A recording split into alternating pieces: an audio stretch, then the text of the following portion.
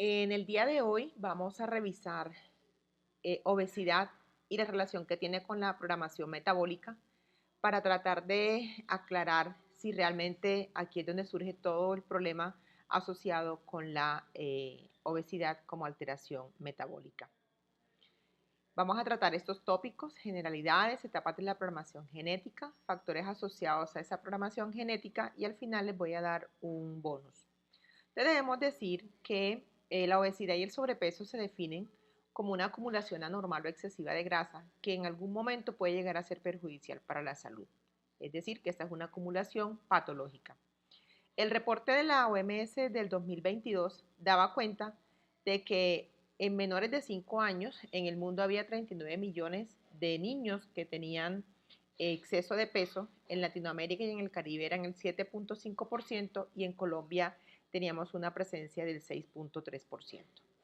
Pero ¿qué es lo que ha pasado en el tiempo? Pues miramos que a nivel mundial hemos pasado desde 1990 a un porcentaje de sobrepeso del 8% en la población a un 20% en el 2022. Y con respecto a la obesidad, se pasó a nivel global del 2% al 8% de la década del 90 hasta el 2022. Como les estaba diciendo, este mismo informe de la OMS en el 2022 decía que los menores de 5 años a nivel mundial eran 37 millones de niños. Y entre niños y adolescentes de 5 a 19 años teníamos un 390 millones de niños y adolescentes con sobrepeso a nivel mundial. ¿Y qué pasa con la obesidad para este mismo reporte? Bueno, nos decía que los niños entre 5 y 19 años pasaron de ser 31 millones que tenían obesidad en el 90 a 160 millones en el 2022. En las Américas, a nivel global, se encontró que la prevalencia de sobrepeso era del 67%, es decir, mucho más de la mitad de la población en las Américas tenía exceso de peso. Y como ya les dije, a nivel en los niños menores de 5 años era mayor del 6-7%. En Colombia tenemos la última encuesta realizada a nivel nacional, la encuesta en sí, la última que se realizó fue en el 2015 y esta encuesta nos mostraba que en el quinquenio del 2010 al 2015 se pasó de un 18.8% de niños entre 5 y 12 años que tenían exceso de peso a un 24.4% en el 2015. Es decir, eso representó un aumento de 5.6 puntos porcentuales. Y en los adolescentes de 13 a 17 años, el exceso de peso pasó de 15.5 a casi 18% en el quinquenio del 2010 al 2015. Ahora bien, estamos hablando de programación metabólica, pero para hablar de programación metabólica, primero tenemos que saber a qué se refiere el término programación. Sabemos que este término viene derivado de la tecnología, ¿cierto? Y se refiere a la forma de crear instrucciones que le dicen a una computadora cómo deben realizar determinada tarea específica a través de un código para que ese software o esa computadora lo ejecuten y lo cumplan de tal forma para lo cual fue creado. Es decir, que existen unas instrucciones específicas que se generan para tener un resultado.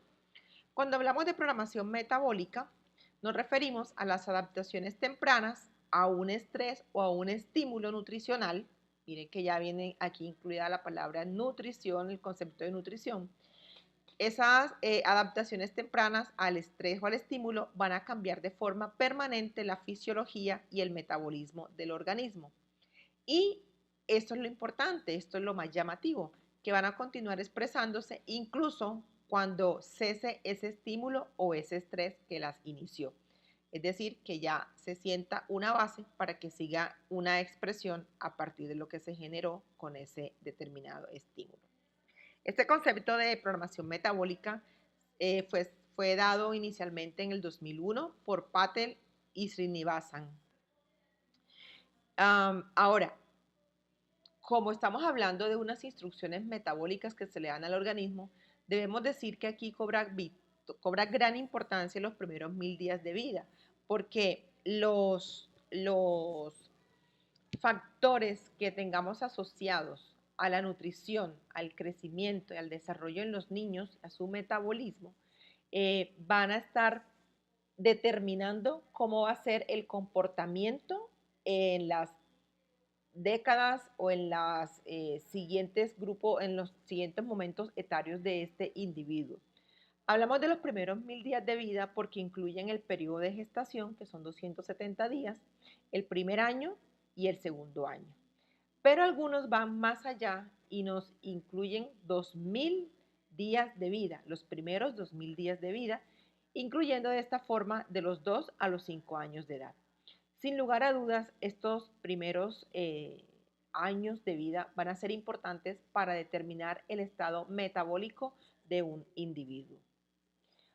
Ahora, ¿qué sabemos? Bueno, esta publicación que se hizo en España nos decía que los niños que presentan obesidad a partir de los 6 años tienen un riesgo claro, que es de 7 a 23, de mantener la obesidad a la edad de 18 años. Y ese riesgo es mucho mayor a los 11 años para las niñas en comparación con los niños. Sin embargo, el riesgo va a permanecer a lo largo de toda la adolescencia y se puede perpetuar hasta la edad adulta con todas las complicaciones que puede traer.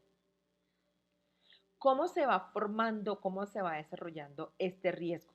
Bueno, es claro que el concepto de obesidad o de exceso de peso, sobrepeso, está asociado con un desbalance que se presenta entre la cantidad de calorías que se ingieren y el gasto que tiene el organismo de esas calorías que está consumiendo. Es importante resaltar que en el caso de los niños, ellos gastan energía básicamente para sus funciones vitales, gastan energía para su crecimiento y además con la actividad física o el ejercicio. Si tenemos en cuenta que actualmente existe un mayor número de niños con sedentarismo, quiere decir que el gasto energético va a estar disminuido y esto va a presentar el desbalance entre el consumo de calorías y el gasto energético que se tiene. Al presentarse este desbalance y empezar a acumularse esas calorías, el organismo lo que va a hacer es guardarlas o almacenarlas en forma de grasa en el tejido adiposo inicialmente, creando una mayor adiposidad a nivel corporal. Y ojo, porque cuando ya se excede la cantidad de grasa que se puede acumular en el mismo tejido adiposo, se puede presentar adiposidad ectópica, es decir, vamos a tener aparición de tejido adiposo en sitios en donde normalmente no debería estar este tejido adiposo, con unas consecuencias que vamos a mencionar más adelante. Además, recordar que el tejido adiposo crece de dos formas. Uno por hiperplasia, es decir, por división de sus células, que es lo más frecuente en la infancia, pero cuando se excede la capacidad de hiperplasia va a crecer por hipertrofia. Y va a llegar un momento en que es tanto la acumulación de grasa que este tejido adiposo va a perder la capacidad fisiológica de hacer su hipertrofia, de hipertrofiarse fisiológicamente, y al seguir creciendo de una forma desordenada, sin un control homeostático o fisiológico, se van a generar unos cambios no solo en la célula adiposa, no solo en el adipocito, sino también en toda la matriz extracelular que se encuentra acompañando ese tejido adiposo. Y esos cambios van a estar asociados básicamente con inflamación y con insulinoresistencia. Sabemos que el exceso de tejido adiposo entonces nos va a llevar a la aparición de obesidad y los cambios que se van a generar en ese tejido adiposo con fisiológicamente funcionando, que ya no es fisiológicamente, sino que está funcionando de una forma anómala o anormal, va a generar inflamación. Al final, este proceso inflamatorio lo que nos va a llevar es a insulinoresistencia, que está muy de la mano porque la insulinoresistencia también va a generar más inflamación. Como resultado final, vamos a tener la aparición de enfermedades crónicas no transmisibles asociadas a la obesidad y a la insulinoresistencia. En esta imagen vemos algunas de las enfermedades que se pueden derivar de la obesidad y de la insulinoresistencia, que pueden ser enfermedades cardiometabólicas como cardiopatías, como hipertensión, alteración del metabolismo de los carbohidratos, como insulinoresistencia, como prevalencia, diabetes mellitus tipo 2, pero también la aparición de algunos cánceres, entre los cuales los más frecuentes son el cáncer de colon, el cáncer de mama y algunas alteraciones psicológicas también que podemos encontrar, porque vemos que los niños y adolescentes que tienen exceso de peso pueden empezar a tener eh, alteraciones en su estado emocional, como por ejemplo depresión o ansiedad. Hay unos estudios muy bonitos que nos muestran la doble vía que va entre la ansiedad y la depresión y la obesidad. Y a veces es muy difícil determinar cuál es el desencadenante, si la obesidad o la depresión y la ansiedad. Además de eso, se pueden desarrollar otras enfermedades secundarias a la obesidad, como los trastornos hepáticos crónicos, como el hígado graso no alcohólico, la estatosis hepática, algunos trastornos hormonales como el síndrome de ovario poliquístico en las mujeres adolescentes con obesidad, alteraciones osteomusculares entre las cuales puede aparecer, por ejemplo, artritis reumatoide, pero también los niños con obesidad pueden desarrollar algunos deslizamientos epifisiarios y además se va a ver alterado los procesos inmunológicos. Es importante la evaluación de la obesidad en los niños porque aquellos niños que son obesos antes de los 10 años de edad tienen un riesgo mucho mayor de tener alteraciones cardiometabólicas, tanto en la adolescencia como en la edad adulta, porque la obesidad, si un niño llega a los 10 años siendo obeso o teniendo sobrepeso, el riesgo de que se perpetúe este estado metabólico anómalo va a ser mucho mayor, con obviamente el desarrollo de todas las complicaciones que les estaba mencionando. Este estudio es muy bonito, se publicó en el Pediatrics en el 2006 y muestra que se hizo un seguimiento a los niños y se midió el riesgo que tenían a los 12 años de seguir siendo obesos a esa edad. Entonces, aquellos niños que tuvieron en cualquiera de las mediciones que se les hizo en determinadas edades, por lo menos en las mediciones que se hicieron a los 24, 36 o 54 meses, si en alguna de esas mediciones tenían un índice de masa corporal por encima del percentil 85, es decir, sobrepeso en ese momento, esos niños tenían 5 veces más riesgo de seguir siendo obesos a los 12 años de edad. ¿Cuáles son los momentos claves para en donde se va a poder generar cambios metabólicos que marquen la evolución de este niño?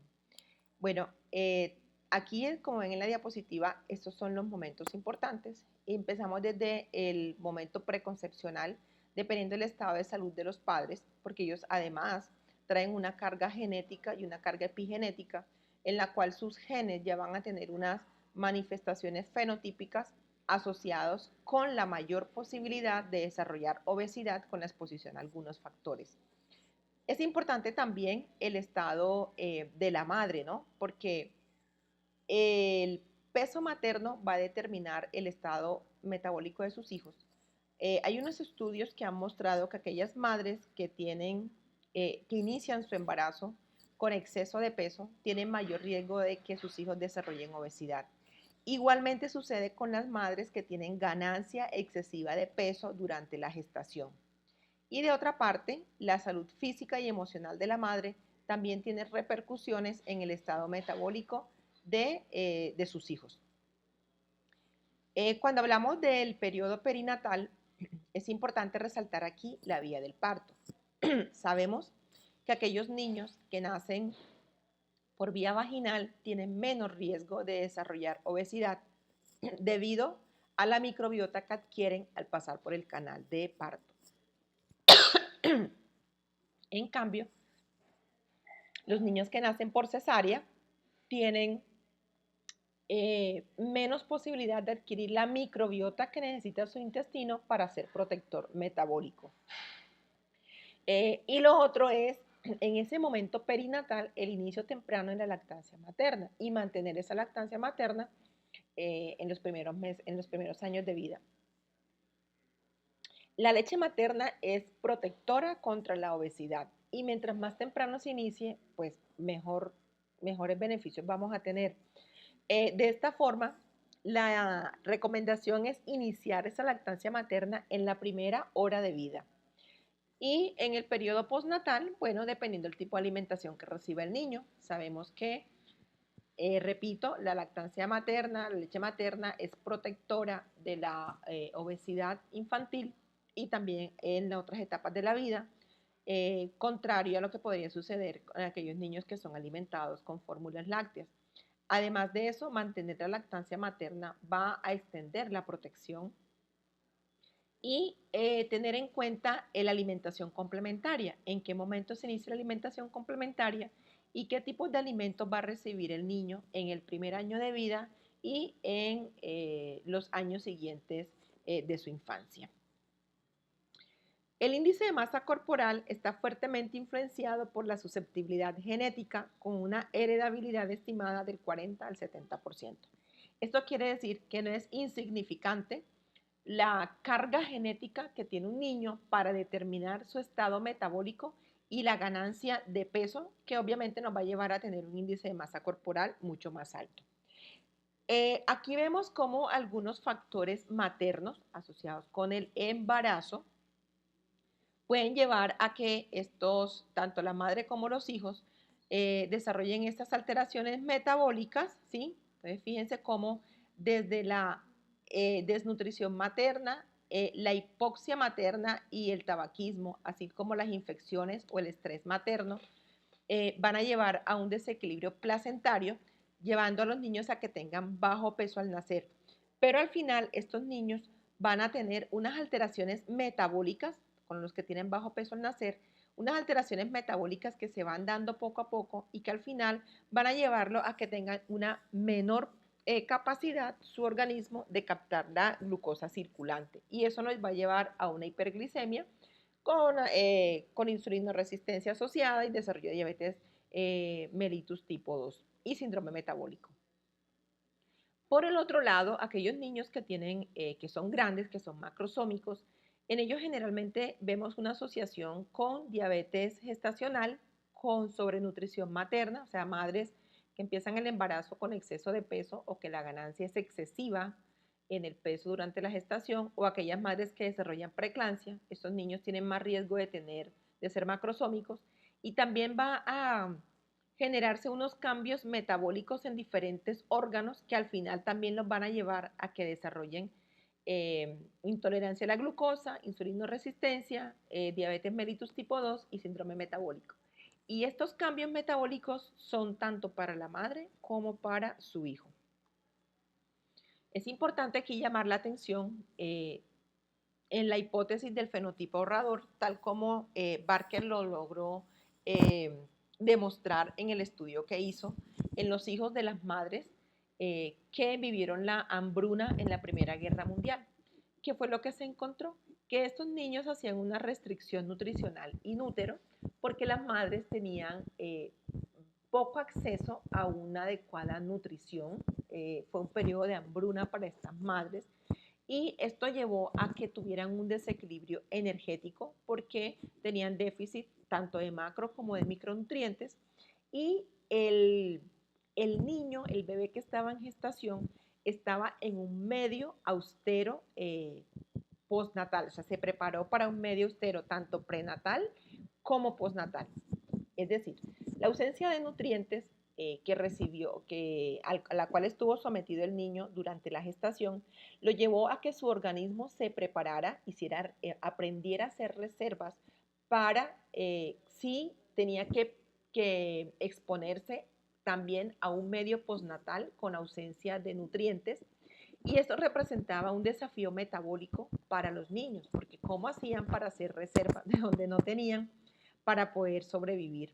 Y al final, todas las alteraciones metabólicas que llevaron a que los hijos de estas madres expuestas a la hambruna fueran adultos con diabetes, con obesidad y con enfermedades cardiovasculares. ¿Qué han demostrado los modelos animales? Bueno, estos modelos animales que han sido expuestos a hambruna han llevado a que su descendencia tenga una disregulación en el comportamiento alimentario y una alteración en las células del tejido adiposo. Y al final las consecuencias van a ser aparición de obesidad y trastornos metabólicos en los hijos de estos modelos animales sometidos a disminución de los nutrientes. ¿Qué es lo que sucede con la disregulación en el comportamiento alimentario? Sabemos que el organismo tiene dos formas de regular el apetito. Una es la vía homeostática, que es la que tiene que ver con el equilibrio entre hormonas y todos los neuropéptidos y todas las sustancias que están asociadas con controlar el apetito y la saciedad, o sea, el hambre y la saciedad. Esa es la forma fisiológica u homeostática. ¿Sí? Entonces, cuando la persona tiene hambre, su organismo empieza a secretar ciertas sustancias y empieza a buscar la comida, hay producción de oxígenos. Por el contrario, cuando ya hay saciedad en el individuo, se van a liberar otras sustancias que van a generar esa sensación de que ya está lleno, de que está saciado y el apetito va a cesar, el hambre va a cesar. La otra forma de regular el apetito, que no es la homeostática, es la hedónica. Este control hedónico del apetito tiene que ver con el sistema límbico. Y aquí comemos porque nos gusta la comida o porque no nos gusta la comida, por la concepción que nos hemos formado sobre ciertos alimentos. Entonces preferimos unos, rechazamos otros, comemos así no tengamos hambre, solamente por gusto.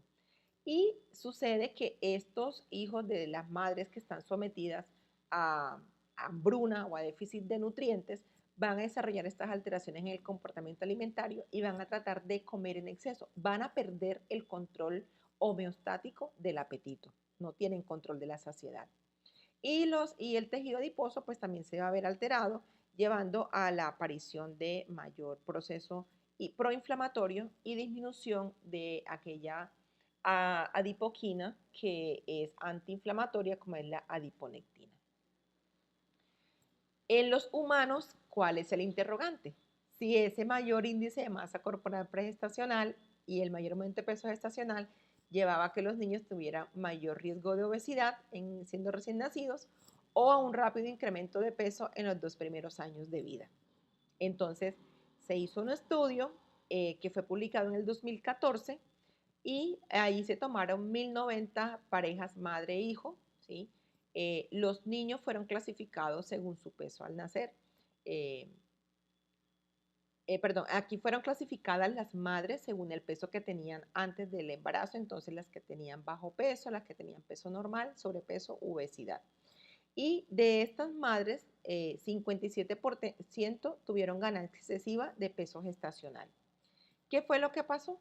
Que aquellas madres que tenían un exceso de peso pregestacional tuvieron niños con mayor adiposidad total y central y tuvieron mayor riesgo cardiometabólico en el seguimiento que se le hizo a esos bebés.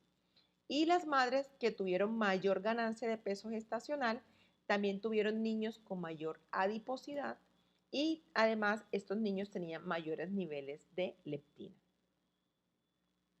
Probablemente estos niveles de leptina asociados con resistencia a la insulina y la dificultad para desarrollar todo el proceso de saciedad. ¿Cuáles fueron las asociaciones positivas del índice de masa corporal pregestacional? Entonces, era la presencia de adiposidad, tanto general como central, mayor riesgo cardiometabólico porque se encontró que estos niños tenían un mayor índice OMA, que es el índice de insulinoresistencia, y tenían mayores índices de leptina y de otros factores proinflamatorios como la proteína C reactiva y la interleuquina 1 y 6, que son proinflamatorias. ¿Y qué fue lo que se determinó entonces? ¿A qué conclusión se llegó? Que la mayor ganancia de peso gestacional durante el embarazo se relacionó de forma independiente con la mayor grasa central y general de los niños. O sea, fue un factor independiente para que estos niños tuvieran mayor adiposidad. De otra parte, el estrés materno también se ha asociado con la mayor predisposición de los hijos de estas madres a desarrollar exceso de peso. Entonces, lo que se propone es que las hormonas del estrés durante la gestación pueden llevar a que los niños desarrollen bajo peso al nacer con una alteración en su economía corporal, con unas alteraciones metabólicas y generando mayor riesgo de obesidad. Los niños que tienen bajo peso al nacer tienen un vínculo con manifestaciones fenotípicas derivadas de las experiencias prenatales y los resultados postnatales. Es decir, aquellas madres que tienen una mayor exposición a estrés van a tener mayor riesgo de que sus niños tengan bajo peso al nacer. Y ya vimos que los niños con bajo peso al nacer tienen mayor riesgo de desarrollar enfermedades cardiovasculares. Además, es un indicador de exposición a perturbaciones prenatales que van a afectar el desarrollo físico y la función metabólica. Y la calidad del entorno prenatal va a predecir los resultados de salud posteriores. Por eso es importante que la madre tenga un adecuado estado o un adecuado entorno biopsicosocial. Y los factores de riesgo para problemas metabólicos en los adultos están muy relacionados con el índice de masa corporal, con la insulinoresistencia, con la adiposidad visceral y la alteración de la tolerancia a la glucosa que desarrollan estos hijos de madres sometidas a estrés materno durante la gestación. ¿Qué es lo que se ha visto? Que aquellos niños que tienen una restricción del crecimiento intrauterino o que tienen bajo peso al nacer y que hacen un catch-up muy acelerado, tienen mayor riesgo de desarrollar adiposidad y de desarrollar obesidad. Entonces, el estrés materno va a llevar a un aumento de la hormona liberadora de corticotropina placentaria. La madre, cuando está sometida a situaciones de estrés, también va a desarrollar, se va a activar todo este eje de la glándula suprarrenal, este eje del cortisol, pero la placenta también va a liberar o va a estar asociada a la activación de este eje, y esta hormona liberadora de corticotropina placentaria va a afectar el estado metabólico del niño, incluso más que los niveles de corticotropina materna como tal. Es la hormona liberadora de corticotropina placentaria. Miren el estudio que se hizo. Estos eran niños que tenían una restricción del crecimiento intrauterino. Este estudio se publicó en el 2015 y los niños se dividieron en 4 grupos. Aquellos niños que tenían un crecimiento rápido, en donde tenían menor índice de masa corporal al nacer, a los 3 y a los 6 meses, pero que recuperaban rápidamente el peso que debían lograr a los 12 meses, al año de edad. Aquellos que tuvieron un crecimiento tardío, es decir, que tenían una disminución del índice de masa corporal a los 3, a los 6 y a los 12 meses, pero que lo lograban recuperar hasta los 24 meses de edad, es decir, se demoraron un poco más. Aquellos que tenían un crecimiento retrasado, que persistentemente bajo era el índice de masa corporal a los 3, a los 6, a los 12 y a los 24 meses. Y aquellos que tenían un crecimiento típico, en donde el crecimiento fue estable entre los 3 a los 12 meses. Es decir, no tuvieron una aceleración en el índice de masa corporal, pero el índice de masa corporal fue adecuado a los 2 años de edad. Entonces, ¿qué es lo que mostraron los resultados? Que el cortisol materno como tal no se asociaba con el índice de masa corporal del niño, pero sí una elevación de la hormona liberadora corticotropina placentaria en el tercer trimestre se asociaba con un catch-up más acelerado en los niños. Y esta misma hormona placentaria estaba asociada con un índice de masa corporal y peso al nacer y podían predecir el perfil de crecimiento, porque el catch-up se asociaba a un mayor riesgo metabólico y mayor riesgo de obesidad. Esto quiere decir que esta hormona liberadora corticotropina placentaria contribuye a la programación fetal del riesgo de obesidad con un perfil de crecimiento más rápido en los niños que tuvieron mayores niveles de dicha hormona en el tercer trimestre de gestación. ¿Cuáles son las vías que se proponen de la acción de esta hormona placentaria? 1, la programación de la captación y uso de los nutrientes. 2, programa el sistema de insulina fetal y programa el eje hipotálamo hipófisis adrenal. Entonces, en la vía relacionada con la programación y la captación del uso de nutrientes está el envío o las señalizaciones de restricción de nutrientes que los lleva a obtener un bajo peso al nacer. Estos niños van a desarrollar un fenotipo ahorrativo, es decir, que ya nacen programados para un ambiente postnatal en donde su cuerpo, su economía va a entender que tiene que ahorrar porque viene de un medio o de una situación gestacional con bajo aporte de nutrientes. La vía del sistema de insulina fetal, porque se activan los receptores pancreáticos, que son los que van a modular la secreción de la insulina y la captación de glucosa. Y esto va a llevar a que tengan un mayor almacenamiento de ácidos grasos y mayor adiposidad. Pero también está la vía de la programación del eje hipotálamo hipófisis adrenal, en donde hay una mayor secreción de cortisol y que a la larga le va a llevar a una mayor cantidad de glicemia circulante con hiperglicemia, una insulinoresistencia y una mayor adiposidad visceral, que es la que se asocia con las enfermedades crónicas no transmisibles y síndrome metabólico. Sin ninguna duda, la epigenética tiene una gran influencia. Sabemos que en la epigenética hay unas manifestaciones fenotípicas asociados a unos cambios en estas manifestaciones fenotípicas, pero el ADN no es que cambie como tal, sino la forma como se manifiesta. Y todos estos casos que hemos visto se asocian con un fenotipo ahorrador.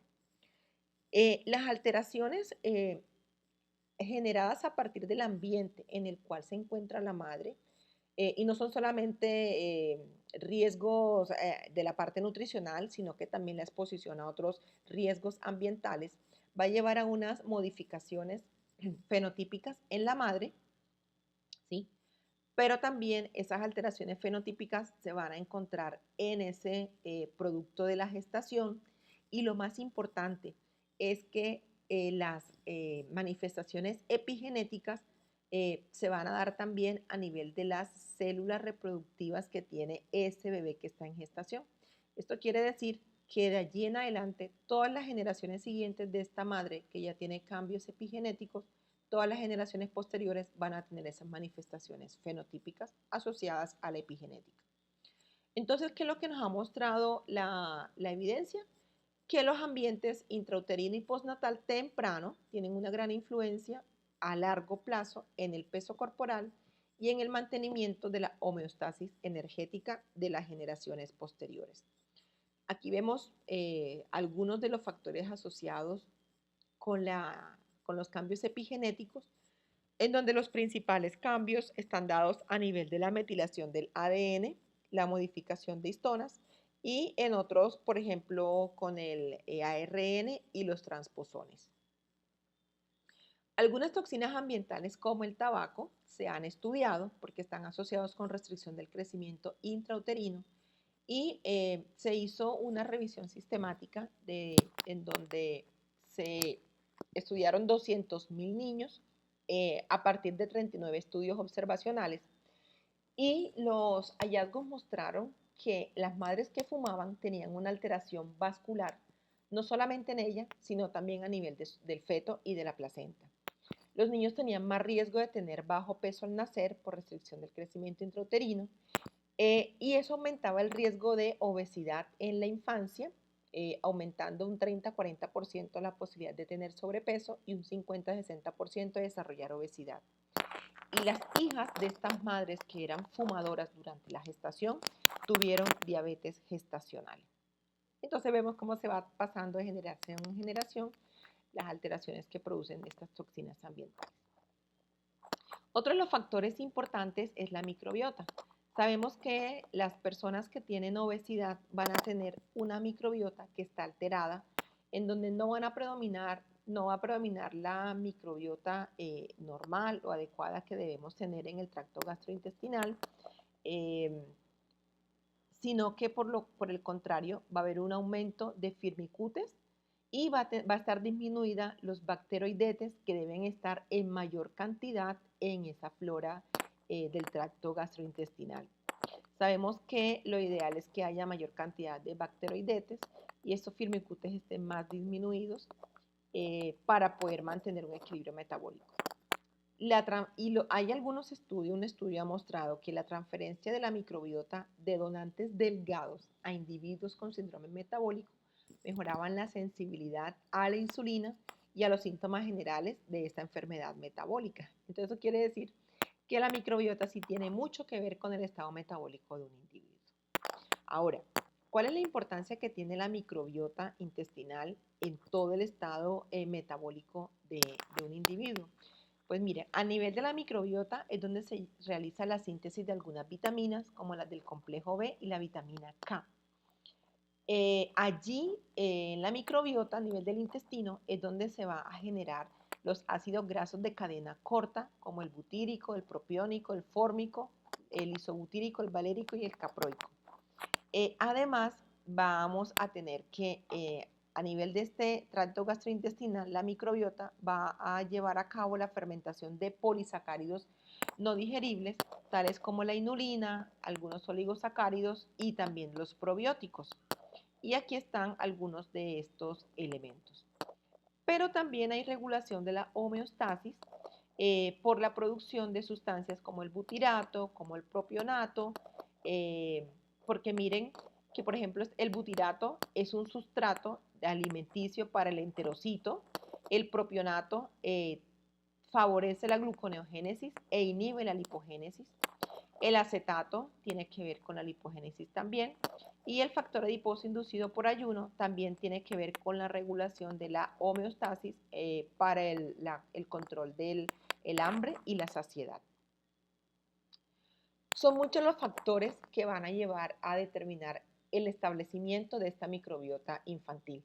Sabemos que esta microbiota se empieza a establecer desde el momento del nacimiento, pero también existen otros momentos y otros factores que van a determinarlos. Por ejemplo, la lactancia materna, porque favorece una microbiota más saludable, la alimentación complementaria, la vía del parto, el uso de antibióticos en la infancia y el entorno, el ambiente en donde se encuentra el individuo. Sabemos que los individuos de una familia tienden a compartir la misma microbiota intestinal, incluso con las mascotas. Entonces, esta microbiota tiene mucho que ver con la aparición de algunas enfermedades, como la diabetes mellitus tipo 2, la hipertensión, otras enfermedades cardiovasculares, mayor riesgo de desarrollar obesidad, pero la microbiota también ayuda a regular los depósitos de grasa y a regular la homeostasis energética en la economía corporal. Otro de los factores de riesgo es una alimentación adecuada. Entonces, en los niños debemos permitir que ellos, cuando se inicie la alimentación completa, pues ya hablamos de la leche materna, pero cuando hablamos ya de la alimentación complementaria, debemos permitir que el niño regule su apetito de una forma fisiológica, entender cuáles son las manifestaciones de hambre y de saciedad que tiene este niño para que coma, ingiera lo que realmente su organismo necesita.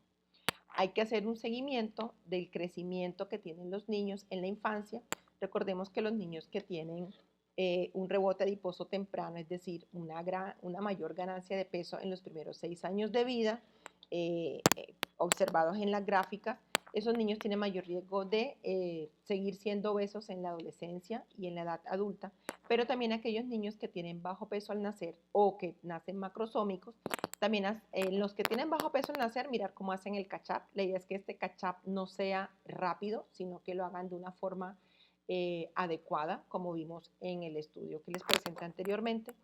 Y en los niños que tienen macrosomía, mirar que alrededor de los 2 años ya hayan regulado su peso graficado en sus tablas de crecimiento y desarrollo. La lactancia materna sabemos que es protectora. En los niños que tienen alimentación con leche materna exclusiva los primeros 6 meses de vida, tienen una curva de crecimiento que son mucho más acorde con lo que debe ser y tienen menor riesgo de desarrollar adiposidad.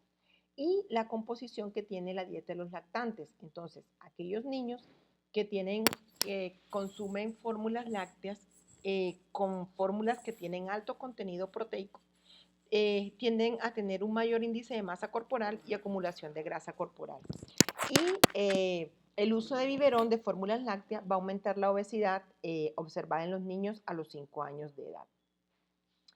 Este estudio se hizo con 1.138 recién nacidos, se les hizo un seguimiento durante 24 meses y qué fue lo que se encontró con respecto a la carga proteica que tenían las fórmulas lácteas.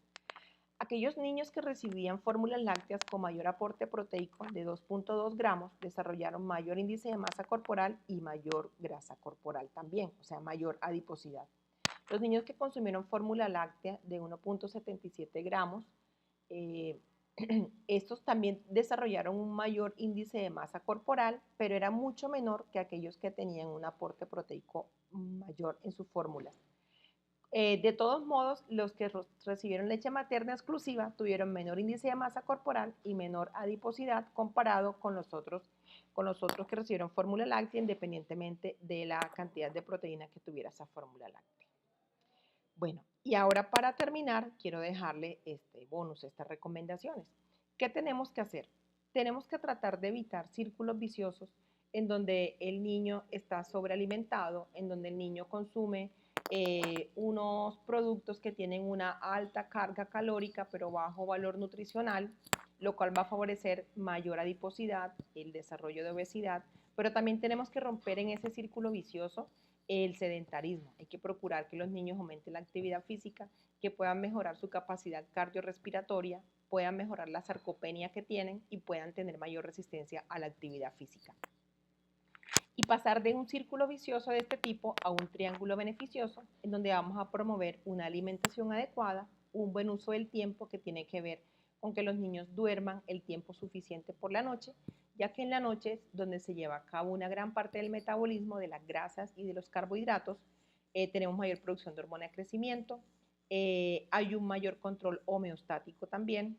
Entonces, buen uso del tiempo con las horas de sueño que el niño requiere, con salir a hacer actividades en zonas verdes, eh, menos sedentarismo y la actividad física. La recomendación es que los niños realicen por lo menos 1 hora diaria de actividad física y por lo menos 3 veces a la semana. Esa actividad física debe ser de moderada a intensa.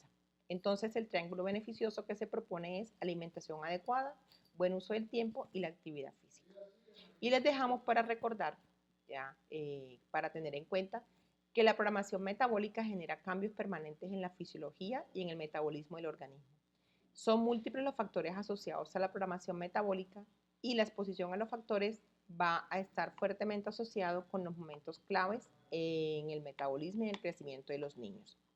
En este punto, yo preferiría cambiar el término de programación metabólica y hablar más bien de protección metabólica, porque somos seres humanos, no somos máquinas, pero sí podemos llevar a cabo eh, acciones que nos lleven a proteger metabólicamente a este niño y nos lleve a una mayor adiposidad, al desarrollo de sobrepeso, obesidad, insulinoresistencia y todas las enfermedades asociadas a estas alteraciones metabólicas.